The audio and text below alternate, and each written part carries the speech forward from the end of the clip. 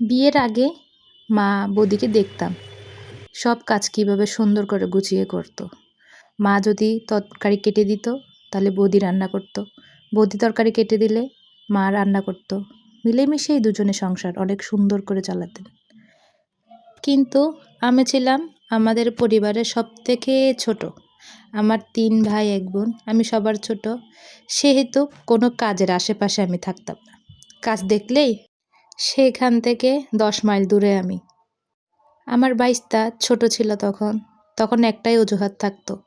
যখন কোনো কাজ দেখতাম, ব্যাস বাইস্তাকে কোলে নিয়ে পগার পার। এইখানে দৌড়াইতাম, ওইখানে দৌড়াইতাম, কিন্তু কাজের আশেপাশে আমি থাকতাম না। কাজের সময় আমাকে কেউই পেত না। এখন কাজ দেখলে চিন্তা করি, কখন যে কাজগুলো শেষ করব, কখন তাড়াহুড়া করে কাজগুলো শেষ করতে পারবো। বাচ্চা আছে, ছোট বাচ্চা, সে কান্না করে উঠলে সব কাজকর্ম ফেলে দৌড়ায় গিয়ে তারা নিতে হয়। একটা সংসারে কিন্তু কাজ কম থাকে না। আমার শাশুড়ি আছে, শাশুড়ি অবশ্য অনেক হেল্প করে। এখন তো আমি কিছুই করতে পারি না, সব তিনিই করেন, খুব কম আমার করা হয় কাজ। তারপরও নিজের কাজগুলো তো নিজেকেই করতে হয়, শাশুড়ি আর কত করবে।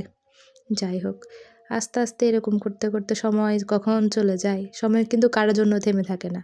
যতই কষ্ট হোক না কেন, এক পর্যায়ে গিয়ে সময় কিন্তু ঠিকই চলে যায়। সময়ের গতিতে সময় ঠিকই দৌড়াচ্ছে, কিন্তু থেমে আছি আমরা। আমরা অনেক থেমে আছি, সময় কিন্তু একটুকু থেমে নেই। সময়ের পথে সময় ঠিকই চলে যাচ্ছে। অনেক দিন পর চাল কুমড়া আনছে বাসায়। চিন্তা করলাম কী দিয়ে রান্না করা যায়, কী দিয়ে রান্না করা যায়। অনেক ভাবনা চিন্তার পর সিদ্ধান্ত নিলাম, দেখি কাটতে কাটতে দেখি পচা। যাই হোক, পচাটা ফেলে দিয়ে ভালো করে কেটে ধুয়ে নিলাম সব। এই যে মাছ বের করে রাখছিলাম সকালে, বাচ্চাকে ঘুম পাড়াই তারপরে রান্না করতে আসছি। এই যে মাছ দিয়ে আজকে চাল কুমড়া রান্না করা হবে, সেইভাবে তাড়াহুড়ো করে সব একা একা কাটাকুটি করে এই যে আসলাম রান্নাঘরে।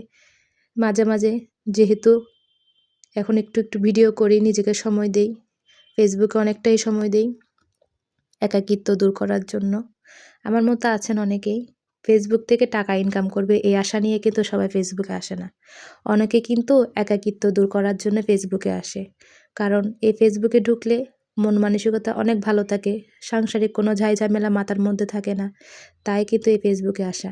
ফেসবুকে আসবো, ভিডিও দিব, টাকা ইনকাম করবো, এরকম কোনো উদ্দেশ্য নিয়ে আমি ফেসবুকে আসিনি। আমি যেহেতু বাবা মার কাছ থেকে অনেক দূরে থাকি, তাই এই যে ফেসবুকে সময় দিই, ভিডিও আপলোড করি, ভালো লাগে। আপনাদের যদি আমার ভিডিওগুলো ভালো লাগে অবশ্যই লাইক, কমেন্ট এবং শেয়ার করবেন। আর যদি কোনো ভুল ত্রুটি হয়ে থাকে আমাকে ক্ষমা করে দেবেন। নমস্কার সবাইকে, অসংখ্য ধন্যবাদ ভিডিওটি দেখার জন্য।